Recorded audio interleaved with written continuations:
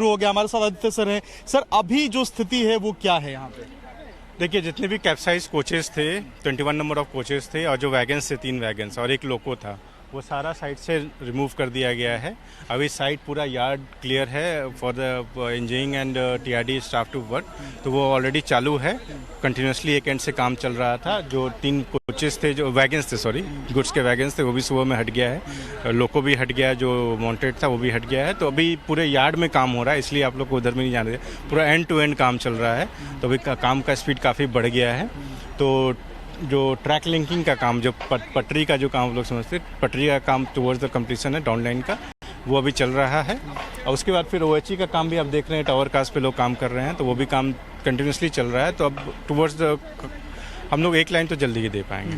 कब तक उम्मीद है सर कि बैक टू नॉर्मलिटी चीज़ें हो जाएंगी? देखिए, हमारे 4 जोन्स की टीम यहाँ पे है, 2 जोन्स और 4-5 डिवीजन्स की टीम यहाँ पे काम कर रही है। 1500 plus officer staff continuously, CRB साहब, GM मैडम, MR मॉनिटर, सब लोग यहाँ पे साइट पे कंटिन्यूसली मॉनिटर कर रहे हैं। तो जो फास्टेस्ट पॉसिबल टाइम है वो हम लोग कोशिश कर रहे हैं इसको जल्दी से जल्दी रेस्टोर किया जा सके, ताकि जो हमारे यात्रियों को दिक्कत हो रही है वो कम हो सके। सर, अभी तक लोगों में कंफ्यूजन है, लोग समझ नहीं पा रहे कि आखिर ये एक्सीडेंट जो है वो असल कारण क्या था, कैसे हुआ था। एक बार प्लीज आप ब्रीफ में बताने की कोशिश करें। देखिए, जो हुआ था वो इस तरह से जी, देखिए, जो सीक्वेंस ऑफ इवेंट्स हुआ था वो ये हुआ था कि जो कोरोमंडल एक्सप्रेस है वो अप में जा रही थी, दैट इज टुवर्ड्स चेन्नई जा रही थी।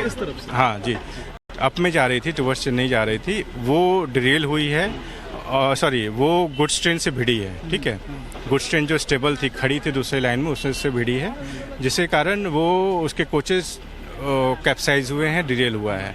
और वो डिरेल होके जो साइड से जो यशवंतपुर जा रही थी उसके लाइन को भी इन्फ्रिंज की है, जिसके कारण बेंगलुरु, जो आप लोग बोलते हैं, बेंगलुरु की लास्ट के 2 ऑलमोस्ट क्रॉस कर गई थी, लास्ट के 2 कोचेस को हिट कर गई।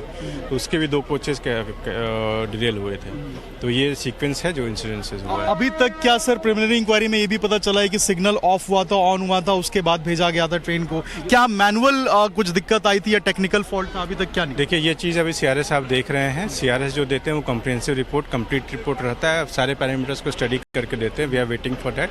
जैसे वो मिलता है हमें मिलेगी। जो रिपोर्ट आप लोग देख रहे हैं, जो वो मीडिया में है, वो एक जॉइंट फाइंडिंग है। जो ग्राउंड लेवल स्टाफ्स अपने इंडिविजुअल ज़्यादा होलिस्टिकली नहीं देखते हैं, वो इंडिविजुअल पॉइंट ऑफ व्यू से देखते हैं, वो है। उसमें कुछ पैरामीटर्स डिस्कस किया गया, लेकिन दे हैवंट कंसीडर्ड एवरीथिंग, तो उसमें चेंजेस होने का चांस है। लेकिन we are waiting for CRS। Kavach की बात हमेशा से होती रही है, लेकिन क्या इन रास्तों पे कवच का जिक्र नहीं होता है सर, या कवच यहाँ पे नहीं लगा था? एक्सीडेंट जो हो गया इस तरीके से, अब एक देश में बहस भी छिड़ गई है कि कवच की बात तो हम हमेशा से करते हैं, लेकिन अब चीज़ें जो हैं वो एक्सीडेंट कैसे हो जा रहे हैं?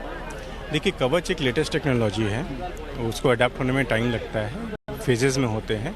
तो सबसे पहला टारगेट है हाई डेंसिटी नेटवर्क, जहाँ सबसे ज़्यादा ट्रेन चलती है, वहाँ पे फेज सबसे पहले किया जा रहा है। उसके बाद दूसरे लोकेशंस पे सीक्वेंसली होता है।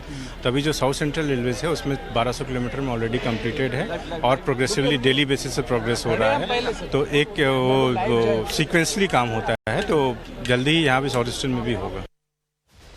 तो दक्षिण पूर्व रेलवे के CPRO को आप सुन रहे थे। तफसील से उन्होंने बताया कि किस तरीके से हादसा हुआ, कार्य किस तरीके से तेजी से चल रहा है, रेलवे ट्रैक को दुरुस्त किया जा रहा है।